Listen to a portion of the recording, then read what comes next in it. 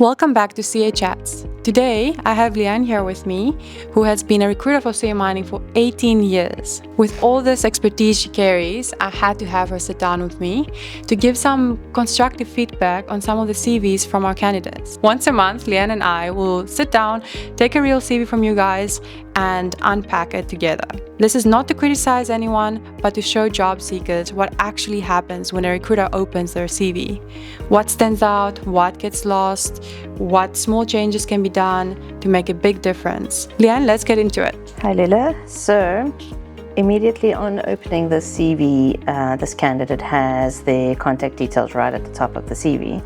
And as minuscule as that might sound, we often receive CVs where their contact details are left off completely. So this is the best thing to do. It doesn't have to be as big as in this particular CV. You can make it smaller if you want to make your CV a bit shorter, that's great.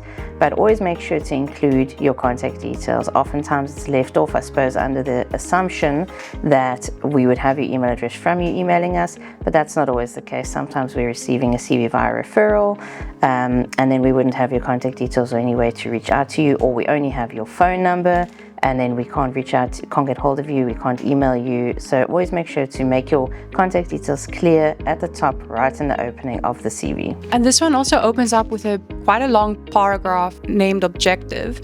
Does this help the CV or not? So I wouldn't say an objective so much. I would rather put a short, I call it a personal synopsis, where you are essentially summarizing your expertise as opposed to what you're trying to achieve. Because when recruiters and companies alike are looking at your CV, you know, they have an idea of what you're trying to achieve through the job that you're doing at the end of the day. So by putting your objectives there, you're basically just creating dead space. I would rather see a short summary of your profile, your career summed up into, it is good to have an opening paragraph, but rather about your career and your expertise.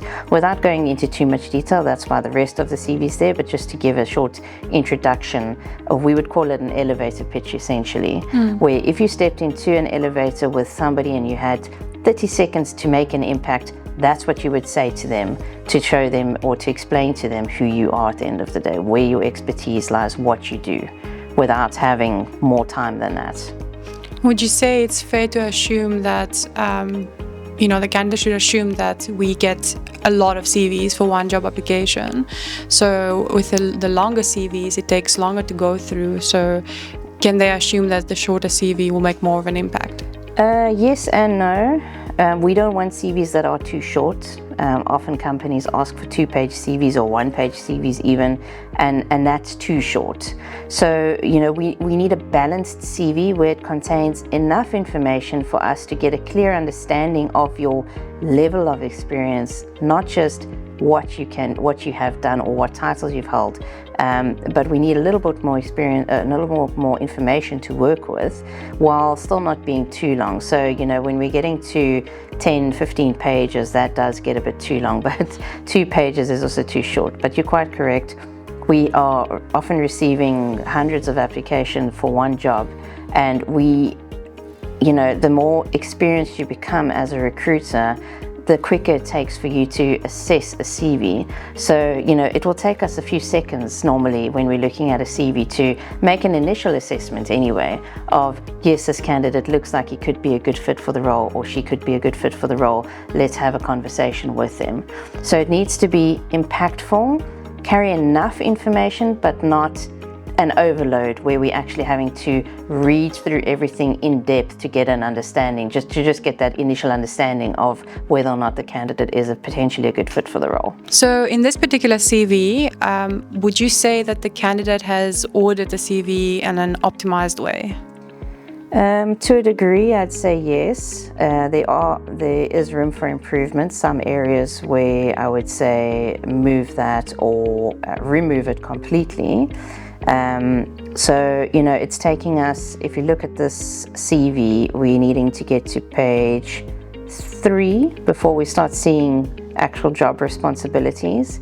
And that's not what you want. You want your experience to be higher up in the CV. So for example, on this second page, the candidates included a references section. If you're going to include references in your CV, put it right at the end. We always recommend rather saying that references can be provided on request, and that's more to avoid people being contacted without it being discussed with you.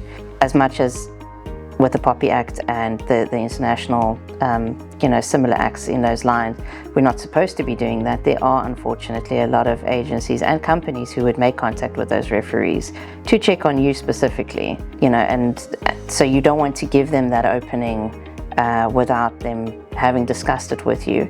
Oftentimes our candidates want to check with their referees that they are still happy to be provided as a referee, for their details to be included and for them to be reached out to by agencies or companies. So if you're putting the references on there, you're not putting any barrier, and oftentimes your referees will get contacted without you even knowing, without them being aware of it, and get completely caught off guard themselves, and that can also create a negative impression to them of, why didn't this person let me know that somebody's going to be contacting me for a reference? Even if you've asked them in the past, they might be expecting you to say, okay, I'm in process here, this company is going to be reaching out to you, is it still in order? Or just to give you a heads up so that they can also look out for that call, or make time to make themselves available for that call, because everybody's busy at the end of the day. So I would always recommend rather removing references from your CV and putting them, just stating that if you want to, that you'll provide referees on request. Okay, that's interesting, because even at school we were taught to always have references in the CV, but obviously times has changed now. Times have changed, and even if you're putting a reference's name down there, or referee's name down on your CV, it's very easy to look that person up. There are ways and means, especially for recruiters and the networks that we have, to find the contact details without you providing them. Unless you're applying for a job where it specifically asks you to include referees, I would say don't. It's not going to carry any weight in us anyway, determining whether or not we would move forward with you as a candidate. So looking at the CV, is there anything that you would take out that was unnecessary and doesn't add to the CV? Yes, so if you look on page 3 of the CV, the candidate has summarized his work responsibilities and then provided an additional summary around his interests, focus, expectations, that sort of thing. So regardless of what you put on your CV in terms of your expectations, that's always something that a recruiter should be discussing with you, or a company would discuss with you during the process. So that doesn't need to be on there. Even in terms of your current salary, some candidates include that, and it is good, but it's also not good. Like for us, it helps us know if a candidate's in budget or not, but it could also create a false expectation of, if you're on something higher than the company's offering, but you would actually take a cut for the right opportunity, we might not reach out to you because we think you're over budget. So salary, I would leave off entirely. And then this candidate has put on some interests and focus areas. The availability, yes, that you can keep on 1 month, but again, in South Africa we have 30 days and we have a calendar month's notice. So by putting on 1 month's notice, you're actually just creating another question. So specify 30 days notice, 1 calendar month, 4 weeks, because there are differences in those options. So this whole summary area and the work responsibilities could have been left off entirely, and that would have saved a page on this candidate's CV. And the reason that I'm saying to leave the work responsibilities off is because this candidate has gone into enough detail in his actual work history. If you've been more brief in your work history, where you haven't included responsibilities or haven't gone as in depth into the responsibilities, then yes, I'd say add a summary section by all means, because it gives us more insight into your expertise. But where you have included it under each job, which is what we prefer as well, it's not necessary to then add in an additional summary. Okay, thank you. And also notice that the candidate hasn't included a picture of themselves in the CV. What do you think about that? In the South African markets, sometimes a picture is helpful, and that's only because of the BEE requirements that we have here. So sometimes it is difficult to discern just by a candidate's name whether or not they would fall into a certain designation, as we call it. So having a picture in that instance does help, but other than that, I don't feel a picture should be necessary on a CV, and in an international market where it can be seen as discrimination, altering your view of that candidate because of their picture, whether or not you're doing it consciously or intentionally, I would say rather leave the picture off. Particularly in the international market, and to me, I would say any decent recruiter wouldn't judge a candidate based on their picture anyway. It wouldn't carry any weight or add any value. So it's not really. It also makes your CV bigger usually, which can cause issues as well in getting your CV through to some agencies or some companies. So I don't think a picture is of value in that regard. And always, you can always refer back to your LinkedIn profile if somebody does really want to see a picture of you, or you feel it will add weight. Rather put it on your LinkedIn profile and include the link to the profile like this candidate has done in the beginning of his CV. Then they can go and get that more personal feel of you. But on your CV, I don't think a picture is necessary. I love that you linked the LinkedIn account here. How important is your LinkedIn account? Does every recruiter look at it? Not every recruiter, I don't think, and it also depends on the market, but it is very important, in the world that we live in, where technology is everything, technology is at the forefront, and LinkedIn is essentially the Facebook of the corporate world, or, the working world. So the difficulty comes in where people are not keeping their LinkedIn profile aligned to their CV. And we have had clients in the past where they have looked at the CV and looked at the profile, and because it doesn't tie in, they won't interview the candidate. We as recruiters, we would dig deeper, we would contact the candidate and ask them about it. Why isn't this updated? And we also understand that people are busy and they can't always update their LinkedIn profile as often as they would like, and so on. But it does tend to carry a lot of weight, particularly where it's not a recruiter necessarily looking at your profile. It could carry even more weight, because, as I say, recruiters would usually dig deeper to find out why there's discrepancies, that sort of thing, where a company who's more pressed for time, when they're looking at, their focus isn't on recruitment in itself, so they would do that process as quick as possible. I'm not saying we wouldn't, but we would just, that's what we do at the end of the day. So we'll take the time to dig deeper where they wouldn't necessarily have the time to dig deeper, and they may just judge you off the bat by your LinkedIn profile and your CV not tying in.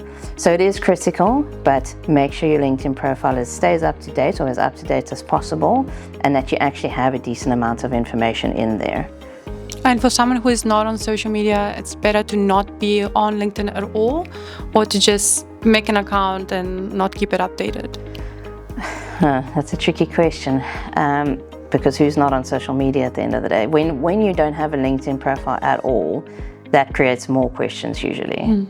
A lot of the times the candidates that we work with, they're not people who sit in front of their computers at the end of the day, but still, when a person is trying to find you online, you need to have some sort of a presence, because if we can't find you on LinkedIn, for example, if we are trying to reach out to you for a job, maybe we don't have your up-to-date contact details. That's often a route we would take, is to reach out over LinkedIn to try and get hold of you again. How are we going to do that if you have no presence at all? So I personally am not big on social media, but there is a place for social media, and there is a certain degree, especially if you are a job seeker, a certain degree of social presence that you do need to maintain online. Linking back to the CV, what is it? What can our listeners learn from it? So if you look at this candidate's work history that he's put down, he's laid it out very nicely, in the sense of he's listed the areas of responsibility that he was managing or involved in with each company, as well as the project details and the achievements that he achieved in each job. And that's perfect in that sense. That's all information that we look for, particularly those project values that he's included, and the achievements that he set out. Those are always good to highlight. What is lacking in this work history is more detail around his actual involvement in each area of responsibility. So where he speaks about the processed water dams, for example, with the pumping stations here, he needs to tell us what he was doing there. Was he managing the maintenance? Was he overseeing the team that was installing or constructing these dams? Oftentimes we'd have a general idea of if this person does X, they would be doing this around this area of responsibility. But that's not an assumption that we should be making just for the mere fact of knowing what the person does. Because they could be saying this storage facility that they mentioned here that they were involved in, they've listed it there, and it appears that they've managed the entire tailing storage facility, where they could have in reality just been managing the maintenance of it, or just been managing the operation side of it and somebody else was managing the maintenance of it. So it's those sorts of details that we need to actually know. It gives us a more clearer understanding of their hands-on expertise in each area that they've listed in the CV, not just the actual area of responsibility. I've heard that it's important to include keywords in your CV. Is that valid? Very valid. So, when we're working with any sort of ATS, applicant tracking system, which all recruitment agencies would do, and some companies have their own as well, especially the larger mining houses. They have their own ATS because they work with several agencies and they also need to keep track of these things. We would go back onto our database when we get new roles, and that would be one of our first ports of call, is to go and check our database for suitable candidates. There's no sense in building up a database of hundreds of thousands of candidates and then not going back to it when you get a new role in. So essentially we would go onto our database and we would use keywords of the role that we are looking at to go and look for candidates. And AI has come a long way in helping optimize CVs using keywords. So it is a good idea to run your CV through AI and ask it to help you to optimize your CV. The only concern with that is if it may optimize your CV for a particular role, and if you apply for a slightly different role, your keywords would need to be adjusted then. So if you're looking, for example, a good example in this CV is where this candidate says Certificate of Competency as Mechanical Engineer for Mines and Works. So that's more a newer terminology where we're referring to it as a Certificate of Competency, as opposed to the GCC that it's always been called, which is a Government Certificate of Competency. So usually, to give you an idea, if we're looking for a GCC engineer, we'd go onto our database and we'd be putting in there terminology like GCC or government certificate, because lots of certificate of competencies are issued which aren't GCCs. It's just that the newer generation of GCC holders call it a certificate of competency, and they're leaving off that government part or the GCC part. So you've got to be very careful in ensuring that your keywords that you're using in your CV, or the terminology that you're using in your CV, is the more common terminology that's used in the market.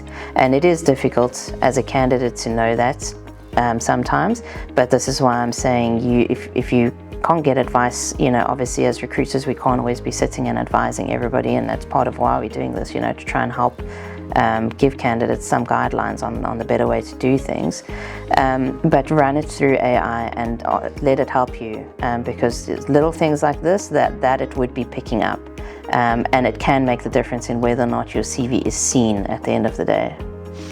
Just to clarify, you're saying that we must upload the CV on like a platform like ChatGPT, and ask it to pull out the keywords? Yes. Or ask it to reword it? Ask it to, I would put it into something like ChatGPT, not necessarily ChatGPT, but one of those sorts of programs. Prepare your CV and put it into the program and ask it, is this optimized for keyword searches or for ATS systems, something like that, and how to improve it or where you can improve it. And it will show you the tweaks that you should be making. Obviously, you need to use your discretion on whether or not it's correct in those, but it will highlight things that you wouldn't necessarily have thought of. So, for this candidate, for example, he probably just, this is what it's called now, so this is what I'm putting on my CV, or this is what it's referred to more commonly now in the market. But historically, that hasn't been the case. So we will try and include more terminology where we can, in our searches of our database, but there's only so many that we can do at the end of the day, realistically speaking. So let chat just help you to refine that, to improve it. I'm not saying let it write your CV for you, because that, human input is still the crux of it at the end of the day, but let it help you to improve it, especially for ATS systems, and a lot of companies are using AI as well to run searches now. So AI will help you Optimize for AI. Optimize for AI, yes, exactly. That is very useful. Thank you so much, Leanne. And I think on that note, we have had enough information for this CV. That's it for this episode. Thank you, Leanne, for being here and being so helpful and sharing your expertise with our listeners. I hope they found that very constructive. If you have any questions that we didn't answer today or would like us to answer in the next episode, please pop them in the comments below. Thank you for listening, and see you next time.